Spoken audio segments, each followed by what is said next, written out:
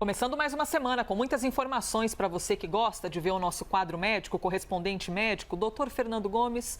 Vamos lá, firmes e fortes, mais uma semana. É isso mesmo, Elisa. Vamos em frente e vamos trabalhar. Com muita força e com muita saúde para todos nós. Lembrando que você pode participar sempre, #correspondente médico pelo Twitter. Começamos com o assunto de Paulo Gustavo, o agravamento do estado de saúde do ator, diretor, comediante. Tem matéria no nosso site, inclusive, se você acessar agora, você consegue ver e a gente vai conversar um pouquinho mais sobre ela agora. Segundo o último boletim médico, ele teve uma piora. O documento afirma que as fístulas broncopleurais somaram-se a complicações hemorrágicas. O estado de saúde de Paulo Gustavo segue crítico. Ele está internado desde o dia 13 de março para tratar as complicações da Covid-19. Doutor, palavrinha nova e difícil que apareceu para nós leigos, então eu lhe pergunto para a gente poder compreender melhor o que são essas fístulas broncopleurais que foram identificadas no ator. São comunicações, pequenos pontos de vazamento do conteúdo que existe dentro dos brônquios para a região da pleura, que é a membrana que envolve o pulmão e permite que ele possa fazer toda a sua excursão dentro da caixa torácica, tanto na inspiração como na expiração.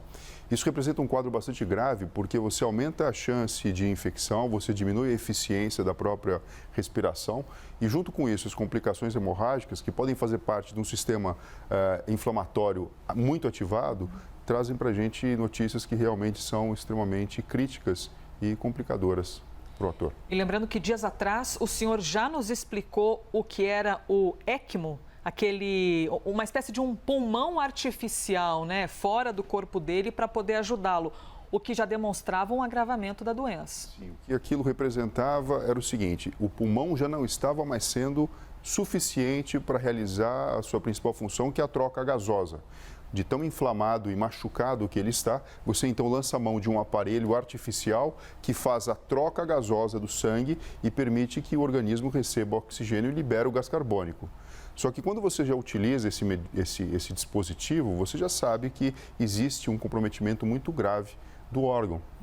Então, você fica numa situação que realmente é crítica e sem aquilo não adianta simplesmente o paciente estar entubado, sob ventilação mecânica e recebendo oxigênio, porque o pulmão não se mostra capaz de fazer a hematose, a troca gasosa. Então, isso já mostra que o quadro já é bem grave e bem evoluído, infelizmente. Doutor, sobre as complicações hemorrágicas, por que elas ocorrem exatamente e o que é feito para tentar evitá-las ou curá-las, assim, digamos? Sempre que você tem um distúrbio, uma discrasia sanguínea relacionada com um processo inflamatório, um paciente que está muito tempo em ambiente de terapia intensiva, você fica extremamente preocupado, porque isso abre chance para hemorragia digestiva e, com isso, de repente, uma anemia súbita, sangramentos dentro do sistema nervoso central e em outros órgãos também. Então, existem técnicas, estratégias, alguns medicamentos que você pode lançar mão, verificar se de fato talvez um anticoagulante não esteja sendo empregado, isso esteja numa dose maior do que o normal, ou se então existe uma complicação bem grave, né, uma coagulação intravascular disseminada e outras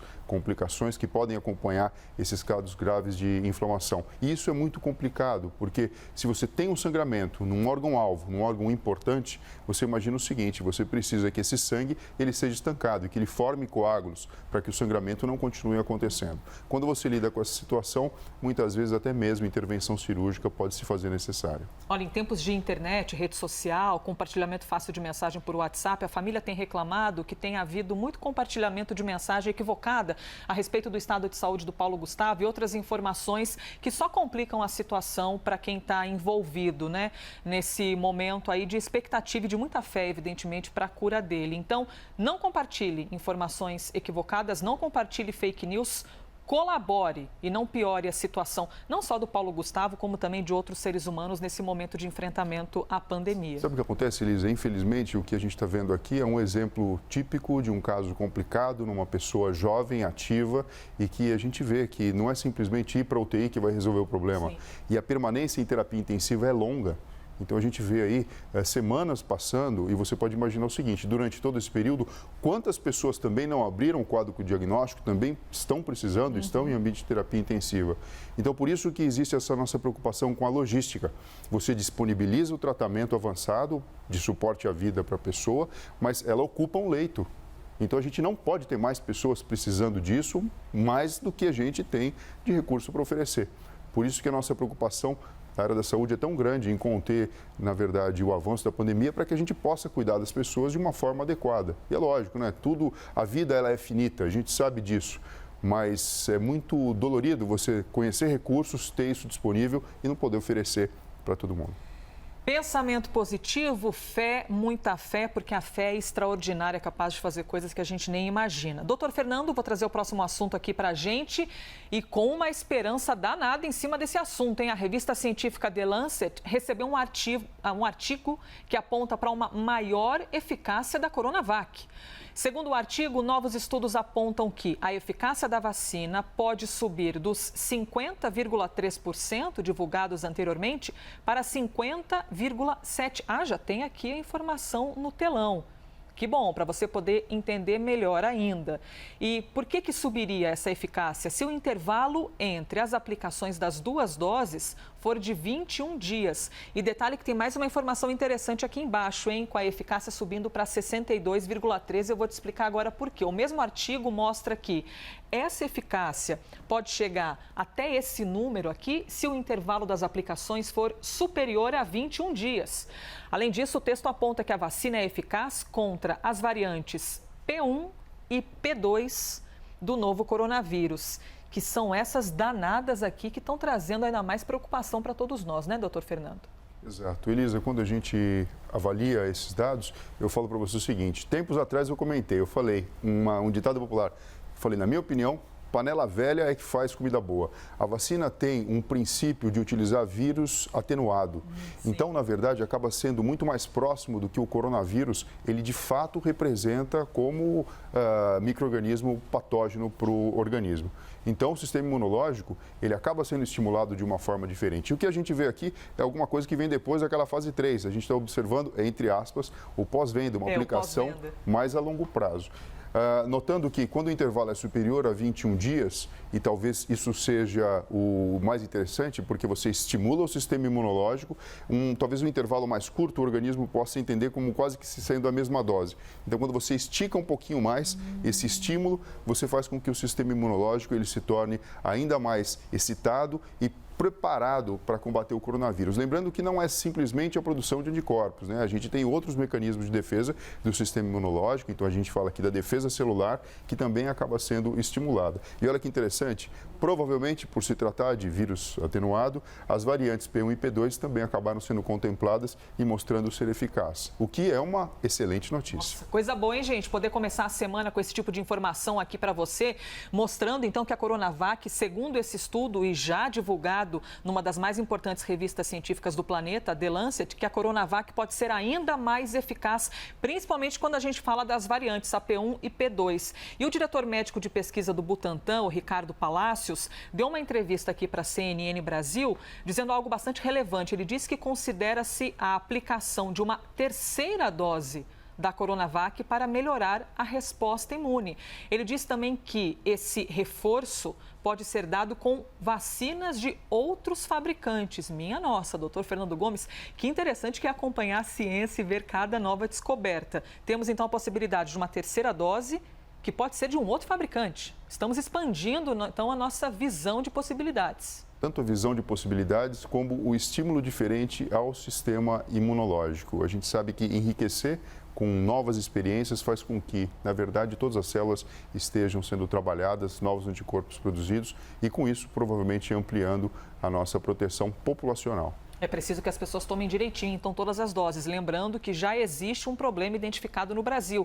Idosos que não retornaram para tomar a segunda dose da vacina e agora as secretarias de saúde, né, os postos, estão tendo de ir atrás dessas pessoas para dizer, opa, você tem de voltar aqui, vem cá tomar essa segunda dose. Primeiro tem de resolver esse problema e em breve, quem sabe, a gente identifique aí a possibilidade de uma terceira dose. Vamos abrir aqui para as perguntas. O pessoal fica dizendo assim, Elisa, só você fica falando, você não faz as perguntas que a gente manda. Calma, gente, não quero perder a amizade de vocês, não. Vamos colocar, então, aqui no telão uma participação para a gente poder também alegrar o nosso telespectador. André Ascânio, a carga viral tem relação com a letalidade do vírus da Covid-19? Vamos lá, carga viral tem relação com quantidade de vírus viável que tem contato com uma pessoa e acaba infectando ela.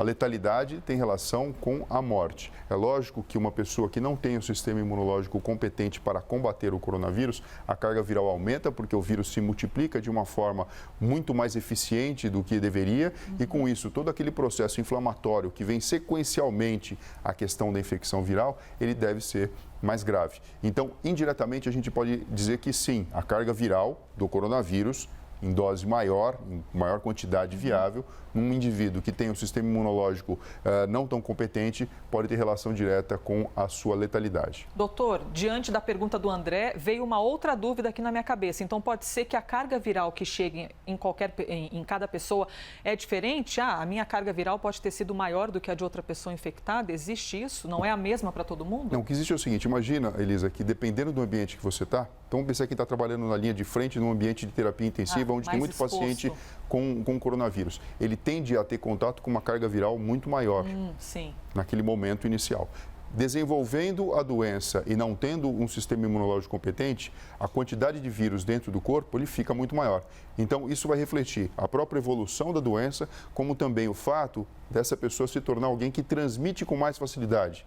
Porque o indivíduo que tem, por exemplo, poucos sintomas, tem pouca carga viral, provavelmente ele vai transmitir menos. Ainda mais se todo mundo de uma forma muito sábia, adotar todas as medidas que a gente sabe de higiene, de prevenção e de distanciamento. Muito bem, respondido pelo Dr. Fernando Gomes. Temos aqui mais uma pergunta para você que está pensando, só vão ler a pergunta do André. Não, temos mais um aqui, Sérgio Brito. Um casal que mora junto deve tomar a vacina do mesmo fabricante? Ambos a Coronavac, por exemplo? Puxa, que interessante essa pergunta, hein? E aí, doutor? Bom, em tempos de pandemia, a gente já falou sobre isso, né? Vacina boa é vacina no braço. Então, assim, é lógico, se você puder escolher, faz sentido juntos tomarem o mesmo imunizante. Mas se isso não for possível, se isso não é motivo de desespero. Independente da vacina, independente do imunizante, o propósito é o mesmo, estimular o sistema imunológico a criar defesas que sejam compatíveis com combater a infecção pelo coronavírus. Então, assim, não é momento muito da gente escolher, mas o natural aqui, pelo que ele me fala, se as pessoas moram juntos, é que venham ter contato com o mesmo imunizante. Doutor, eu vou correr aqui para poder caber tudo. Eu quero falar sobre a campanha nacional de imunização contra a gripe. E chegou uma pergunta aqui do Antônio, se a vacina contra a Covid pode ser anual como a da gripe. Ainda não sabemos isso, né? Ainda não sabemos isso, mas assim, o que a gente pode imaginar é que provavelmente sim, porque se a pandemia não for controlada, se o vírus não deixar de circular, provavelmente é isso que vai acontecer. A gente vai entender o comportamento do vírus conforme o tempo passa e o tempo evolui. Antônio Correia, obrigada, viu, Antônio, pela sua pergunta. Eu vou aproveitar o gancho, que é para cá que eu tenho que falar, o gancho e falar justamente sobre isso. Hoje, segunda-feira, 12 de abril? Estou errada? No 12 de abril, né? Começa a campanha nacional de imunização contra a gripe em todo o país. A gente já falou bastante desse assunto aqui, mas eu quero reforçar uma pergunta para o senhor, doutor. Tomei a vacina contra a Covid. Posso tomar a vacina contra a gripe? Pode, deve, mas é orientado um intervalo aí de pelo menos 2 semanas para que não exista confusão de informação.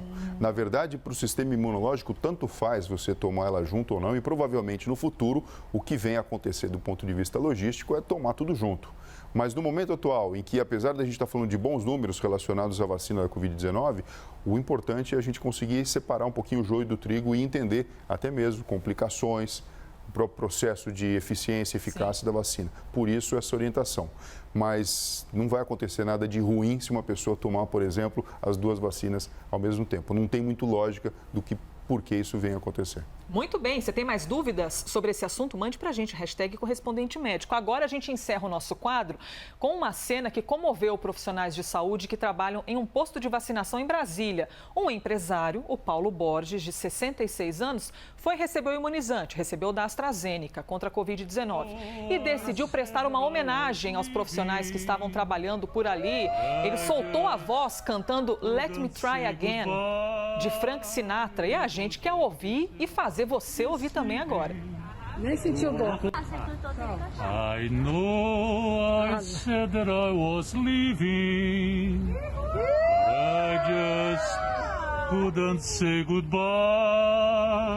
It was only self-deceiving. Nem sentiu dor. Eu acho que ele começou a cantar parecido. Eu acho que foi. Gente, obrigada aí. Que lindo! Paulo Borges, de 66 anos. A gente se emociona junto, né, doutor? Não tem jeito. Sim, isso porque você vê o exemplo de uma pessoa que é bem brasileira, né? Mesmo na dificuldade, cantando, sorrindo, agradecendo e recebendo a bênção de estar sendo vacinado. Queremos continuar assim, cantando, ouvindo músicas, tendo saúde e a saúde preservada de quem a gente ama. É só isso que a gente deseja. Doutor Fernando, respirando fundo aqui, obrigada, viu, por mais um dia. Isso aí, obrigado a você e, pessoal, até breve. E obrigada a você que está sempre aqui com a gente neste que foi mais um Correspondente Médico.